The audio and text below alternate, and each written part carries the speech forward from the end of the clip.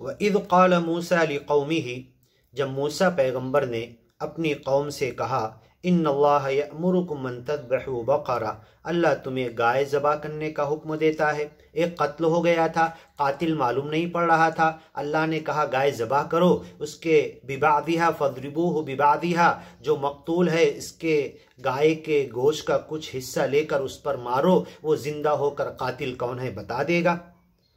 وَإِذْ قَالَ مُوسَى، جب موسیٰ پیغمبر نے کہا لِقَوْمِهِ، اپنی قوم سے، ان اللہ یامرکم، اللہ تمہیں حکم دے رہا ہے، ان تذبحوا بقرہ، کہ تم گائے ذبح کرو۔ قالوا اتتخذنا ہزوا، موسیٰ پیغمبر کی قوم نے کہا قتل ہوا ہے، قاتل کو معلوم کرنا، اس کا گائے ذبح کرنے سے کیا تعلق، کیا تم مذاق کر رہے ہو؟ قال اعوذ باللہ، حضرت موسیٰ نے کہا اللہ کی پناہ میں جانا چاہتا ہوں، مدد میں جانا چاہتا ہوں، ان اکون من الجاھلین، کہ میں جہالت جیسی بات کروں، اس سے اللہ تیری پناہ چاہتا ہوں، میں مذاق نہیں کر رہا۔ قالوا ادع لنا ربک یبین لنا ما ہی، تو انہوں نے کہا ٹھیک ہے، گائے تو آپ ذبح کرنے کو کہہ رہے، کون سی ہو، کیسی ہو؟